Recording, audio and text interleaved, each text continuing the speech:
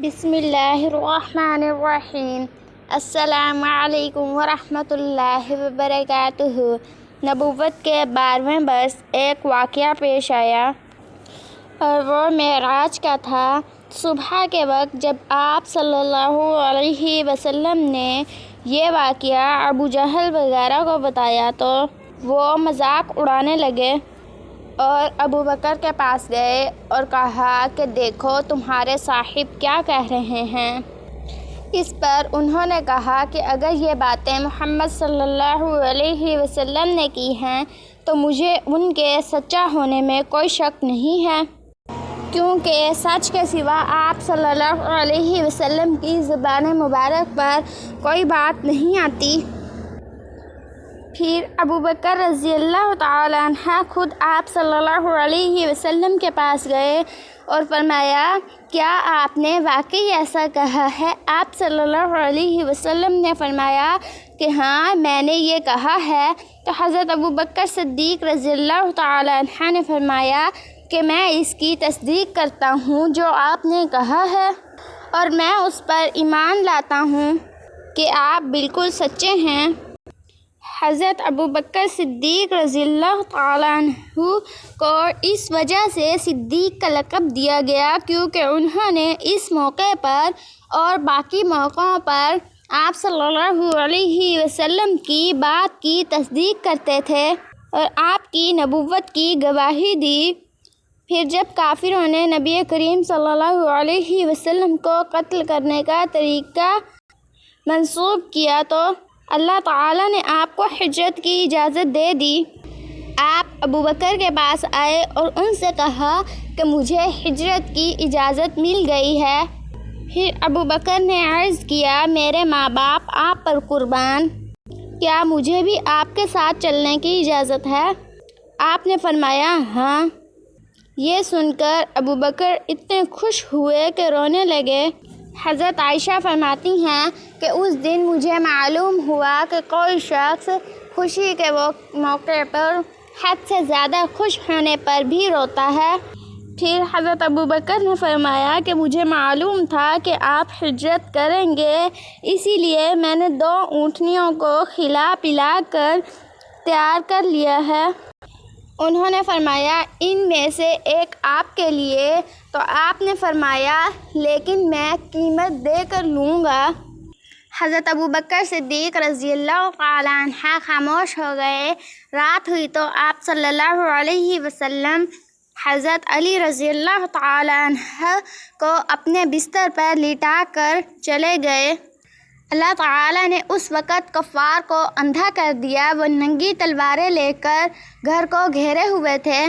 جوں ہی آپ باہر نکلیں گے کام تمام کر دیں گے۔ آپ قرآن کریم کی تلاوت پڑھتے ہوئے باہر نکل آئے، سیدھے ابو بکر کے گھر پہنچے۔ وہ پہلے ہی تیار بیٹھے تھے۔ رخصت سے پہلے انہوں نے اپنے بیٹے کو خبر دی کہ رات میں آ کر ہمیں خبر دینا، ہم فلاں جگہ ٹھہریں گے۔ اپنے خادم عامر بن فہیرہ کو بھی ہدایت دی کہ وہ روزانہ کی طرح بکریاں چرائے اور رات کو ان کا دودھ ہمیں دے جایا کرے۔ پھر ابو بکر رات میں تمام چیزیں لے کر گھر سے نکل گئے۔ راستے میں ابو بکر کبھی آپ کے آگے ہو جاتے، کبھی آپ کے پیچھے۔ آپ صلی اللہ علیہ وسلم نے وجہ پوچھی تو عرض کیا کہ جب مجھے خطرہ ہوتا ہے کہ کہیں کوئی آگے سے نہ وار کر دے تو میں آگے ہو جاتا ہوں، اور جب مجھے خطرہ ہوتا ہے کہ کوئی پیچھے سے نہ وار کر دے تو میں پیچھے ہو جاتا ہوں۔ اس طرح آپ غار ثور میں پہنچے۔ یہ مکے کے جنوب مشرق میں تقریباً 5 کلومیٹر دور ہے۔ راستے میں زمین پتھریلی ہونے کی وجہ سے آپ کے اور ابو بکر کے پاؤں زخمی ہو گئے۔ ابو بکر رضی اللہ عنہ آپ کی تکلیف برداشت نہ کر سکے۔ آپ کو اپنے ساتھ بہت مشکل سے لے کر غار ثور میں جو بہت بلندی پر ہے پہنچے۔ پہلے ابو بکر غار میں داخل ہوئے اور غار کو صاف کیا اور جہاں سوراخ تھے وہاں چادر سے بند کر دیا۔ غار میں 2 سوراخ باقی بچ گئے۔ ان کے لیے چادر نہیں بچی تھی۔ ابو بکر رضی اللہ تعالیٰ عنہ نے ان دونوں پر اپنے پاؤں رکھ دیے، پھر رسول اللہ صلی اللہ علیہ وسلم سے عرض کی کہ اندر آ جائیں۔ آپ صلی اللہ علیہ وسلم اندر تشریف لے گئے اور ابو بکر کی آغوش میں سر رکھ کر سو گئے۔ ادھر ابو بکر رضی اللہ تعالیٰ عنہ کے پاؤں میں کسی چیز نے ڈس لیا۔ ابو بکر نے بڑے صبر سے تکلیف برداشت کی لیکن ہلے نہیں، کہیں آپ کی آنکھ نہ کھل جائے۔ لیکن جب تکلیف حد سے بڑھ گئی تو ان کے آنسو رسول اللہ صلی اللہ علیہ وسلم کے چہرے پر ٹپک گئے۔ آپ کی آنکھ کھل گئی۔ آپ نے فرمایا، ابو بکر تمہیں کیا ہوا؟ حضرت ابو بکر نے فرمایا، میرے ماں باپ آپ پر قربان، مجھے کسی چیز نے ڈس لیا ہے۔ رسول اللہ صلی اللہ علیہ وسلم نے اس پر اپنا لعاب دہن لگا دیا۔ زہر کا اثر فوراً دور ہو گیا اور تکلیف جاتی رہی۔ یہاں دونوں حضرات نے 3 راتیں چھپ کر گزاری۔ تلاش کرنے والے اس دوران میں غار ثور میں پہنچ گئے۔ ابو بکر کی نظر ان پر پڑی تو گھبرائے اور کہا اور عرض کی، اے اللہ کے نبی، اگر ان میں سے کوئی شخص اپنی نظر نیچے کر لے تو ہمیں دیکھ لے گا۔ آپ صلی اللہ علیہ وسلم نے فرمایا، اے ابو بکر، تمہارا ان 2 آدمیوں کے بارے میں کیا خیال ہے جس کا تیسرا اللہ ہے؟ اس وقت اللہ تعالی نے کافروں کی آنکھوں پر پردہ ڈال دیا، وہ غار پر نہ دیکھ سکے۔ آپ نے 3 دن اور 3 راتیں غار میں قیام فرمایا۔ عامر بن فہیرہ دودھ پہنچاتے رہے۔ آپ کی بیٹی اسماء رات کو کھانا پہنچاتی رہیں اور عبداللہ رضی اللہ تعالیٰ عنہ بھی دن بھر کی باتیں خبریں سنایا کرتے۔ گویا ابو بکر کا خدمت میں لگا رہا ان کا گھرانہ۔ تیسری رات غار سے روانہ ہوئے۔ عامر بن فہیرہ ساتھ چلے۔ عبداللہ بن اجد کو راستہ دکھلانے کے لیے ساتھ رکھ لیا۔ آگے چلے۔ ادھر مکے کے کافر آپ کی تلاش میں نکل پڑے کیونکہ گھر میں انہیں علی رضی اللہ تعالیٰ عنہ ملے تھے۔ پہلے وہ ابو بکر رضی اللہ تعالیٰ عنہ کے گھر پہنچے، وہ وہاں نہ ملے تو کافروں نے اعلان کر دیا کہ جو شخص محمد صلی اللہ علیہ وسلم اور ابو بکر کو پکڑ کر لائے گا اسے ہر ایک کے بدلے 1 اونٹ ملے گا۔ قبیلہ بنو مطلق کا سردار سراقہ یہ اعلان سن کر ہتھیار لگا کر آپ کی تلاش میں گھوڑے پر سوار ہو گیا۔ یہ بڑا بہادر شخص تھا۔